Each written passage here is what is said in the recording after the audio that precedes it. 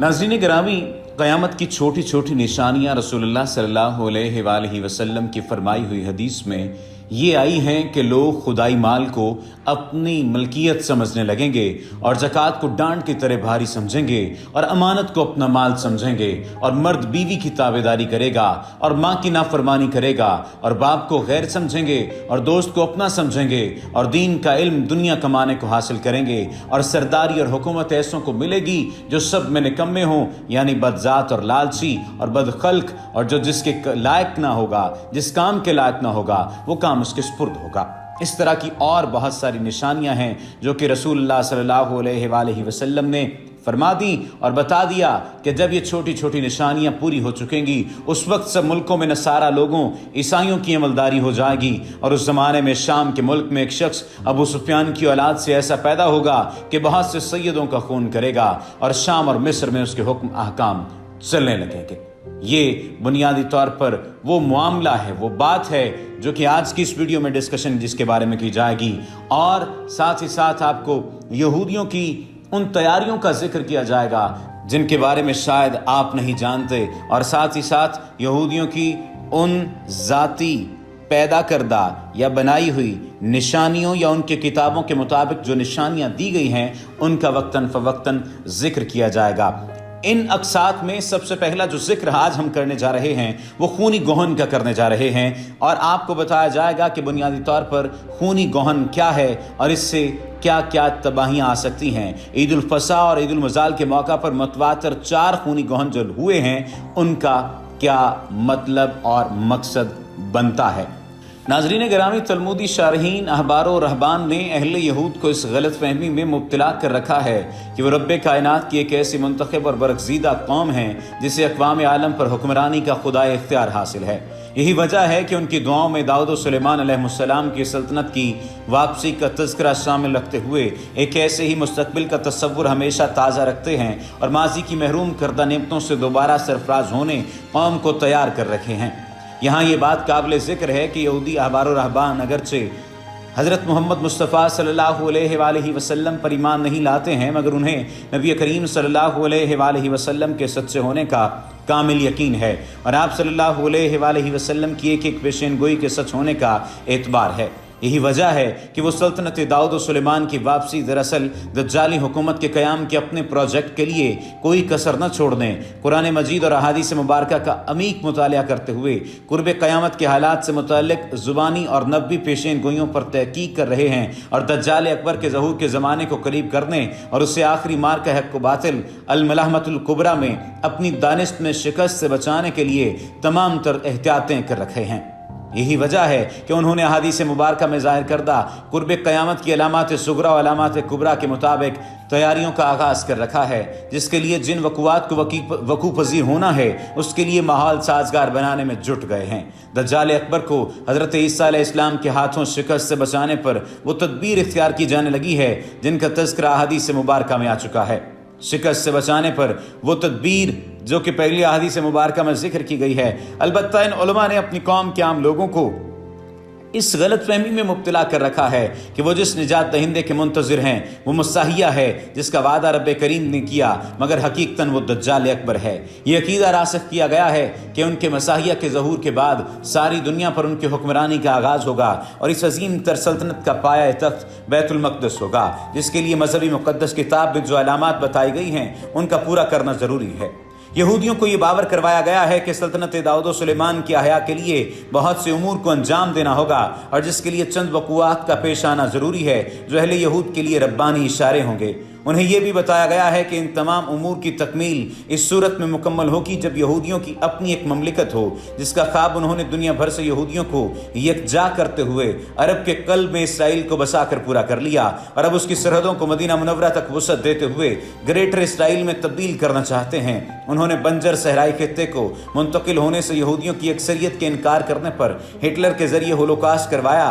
ताकि सर सलामत तो पगड़ी हजार के मिसदाक यहूदी अपनी जान बचाने इसराइल मुंतकिल होने पर राजी हो जाएं, और ऐसा ही हुआ। यहाँ ये वजाहत ज़रूरी है कि इस साजिश को सरबस्ता राज रखने हिटलर को यहूदियों के सबसे बड़े दुश्मन के तौर पर पेश किया जाता रहा है और होलोकास्ट के हक़ाइक़ को मंजर-ए-आम पर आने से बाज रखने के लिए हर हरबे का इख्तियार किया जा रहा है, जिसका नतीजा ये निकला कि अक्सर यूरोपीय ममालिक में होलोकास्ट की हलाकतों पर शुबे का इजहार करना भी ताज़ीरी जुर्म तस्वुर किया जाता है। यहूदी अहबार व सूफिया ने भी ये बावर करवा रखा है कि उनके निजात दहिंदा दरअसल दज्जाल अकबर के उस वक्त तक ज़हूर नहीं होगा जब तक इसराइल की सरहदें सल्तनत दाऊद व सुलेमान के ममासिल न हो जाएं, जिसका जिक्र यहूदियों के कदीम नसूस और उनकी शुरू में यूं है कि कोहतूर से बाब हमात और मिस्र की नहर नील से नहर फरात तक इसके हिस्से के तौर पर ग्रेटर इसराइल की सरहदें मदीना मुनव्वरा तक वुसअत इख्तियार करती हैं और ऐसा तमाम सूरत हाल का जिक्र अहादीस मुबारका की रोशनी में मुमकिन है।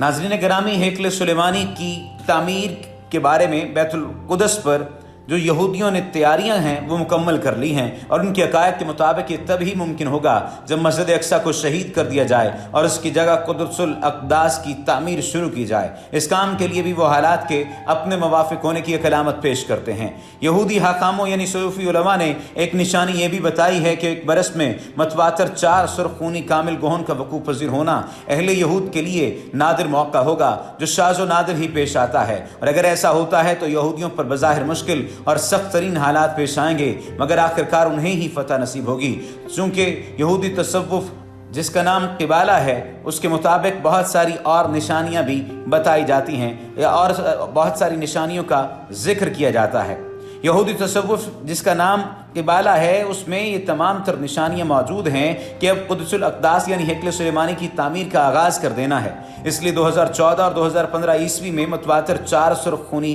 चांद गोहनों के वकूफ़ पज़ीर होने का सहारा लिया गया, जिसके लिए तावील पेश की गई कि इन 2 बरसों के बाद आइंदा 200 बरस तक मतवातर खूनी गोहन वकूफ़ पज़ीर नहीं होंगे। इसलिए अब वक्त आ चुका है कि एक मुश्किल यानी मसनूई दौर से गुजरते हुए हेकल सुलेमानी की तामीर का आगाज़ कर दिया जाए तो माबाद मवाफ़िक हालात के रूनुमा होने 2 सदियों का तवील इंतज़ार करना नहीं पड़ेगा। मुनासिब ये होगा कि मौजूदा हालात को समझने और मुस्तकबिल में पेश आने वाले वाक़यात का अंदाज़ा करने के लिए तलमूद में बयान करदा चंद निशानियों और उनकी यहूदी तावीलात का अजमाली जिक्र किया जाए। रब्बानी बशारत को यहूदी मजहबी इस्तिलाह में एली कहा जाता है और अहले यहूद की मुक़द्दस किताब तालमुद के मुताबिक चांद गोहन बनी इसराइल के लिए एक बुरा शगुन है, मगर चांद गोहन लगने पर सयाह होने की बजाय चांद का चेहरा ऐसा सुर्ख हो जाए जैसे खून हो तो समझो दुनिया पर तलवार आ रही है और ये यहूदियों के लिए कठिन हालात के बाद हतमी कामयाबी का मजदा होता है। यहूदी तसव्वुफ क़िबाला में इसकी काफ़ी तशरीह की गई है और इससे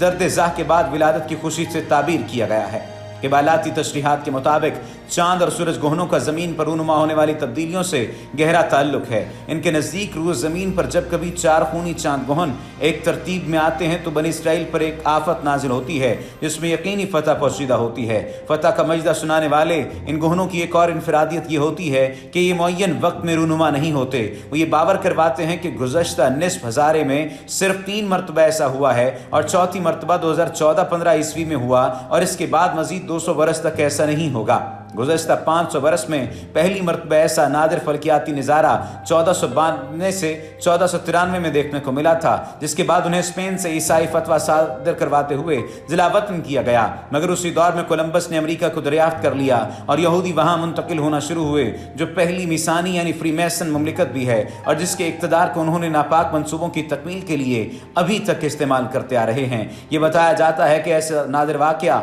दूसरी मरतबा 1948 और 1949 में पेश आया, जिसकी ताबीर ये पेश की जाती है कि 1948 में इसराइल ने जन्म लिया और 66 ममालिक से ताल्लुक़ रखने वाले यहूदी इस मुक़द्दस सरजमीन पर कदम रख पाए, जिसके लिए उन्हें होलोकास्ट से गुजरना पड़ा। इसके लिए वो 2000 बरस तक दर बदर भटकते रहे थे। इसी तरह तीसरा वक़ूआ 1967 से 1968 में पेश आया और उस वक्त 6 रोज़ा जंग में इसराइल को अरब इत्तेहाद पर फतह हासिल हुई और यरूशलेम पर कामिल कंट्रोल हासिल हो गया। यहाँ ये वजाहत ज़रूरी है कि इसराइल काम हो जाने के बाद भी सारे यरूशलेम पर इसका कंट्रोल नहीं था। मशरकी यरूशलेम का नज़्म व नस्क उर्दन के सुपुर्द था। अब चौथी मरतबा 2014 और 15 में ये नादिर फल्कियाती निज़ारा तकमील पा चुका है। इस सिलसिले का पहला खूनी गोहन 15 अप्रैल 2014 को यहूदी त्यौहार ईद उल फसा यानी पैस ओवर को रूनुमा हो चुका है और दूसरा गोहन 8 अक्टूबर 2014 को ईद उल मुज़ाल यानी फीस्ट ऑफ टेबरनेकल्स को पेश आया है। और तीसरा गोहन 4 अप्रैल 2015 को पेश आया। ईद उल फसा और आखिरी यानी चौथा गोहन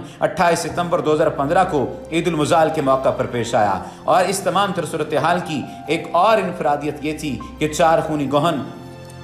साल आराम यानी सबैत एर में आ चुके थे, और इब्रानी साल यानी सुमिथा हर 7 बरस में एक मरतबा आता है, जिसका आगाज ईद उल अब्वाक यानी फीस्ट और ट्रम्प्स के पहले दिन यानी 25 सितंबर 2014 से शुरू हुआ, और इसका आगाज आइंदा की ईद उल अब्वाक के मौका पर 13 सितंबर 2015 में हुआ था। ये तमाम खूनी चांद गोहनों की तारीख को कुछ यहूदी मुसलमानों से भी मंसूब करते हैं, और इन वक़ुआत को इस्लाम और मुसलमानों से जोड़ते हुए ये बतलाते हैं कि 1493 में मुसलमानों को यूरोप से महरूम होना पड़ा था, और 1948 में खिलाफत उस्मानिया का खात्मा हुआ था, जबकि 1967 में अरबों को 6 दिन की जंग में इसराइल से मुंह की खाना पड़ी थी, और मशरकी यरूशलेम पर से मुसलमानों का हक सलब कर लिया गया, और यरूशलेम को इसराइल के दारुल हुकूमत में तब्दील कर दिया गया। एक मरतबा फिर शुनीद यही है कि अगर अब दोबारा खूनी चांद गोहन लगेंगे तो तमाम तर ममालिक जो कि इस्लामी ममालिक गिने जाते हैं, अरब ममालिक गिने जाते हैं, वो इसराइल को तस्लीम कर लेंगे। आइंदा आने वाले दिनों में ये बात मालूम होगी कि क्या वाक़यातन ऐसा होने जा रहा है, क्योंकि इसकी पहली कड़ी तो पूरी हो चुकी है, और वो कड़ी आप जानते हैं कि कई मुसलमान ममालिक ने इसराइल को तस्लीम कर लिया है।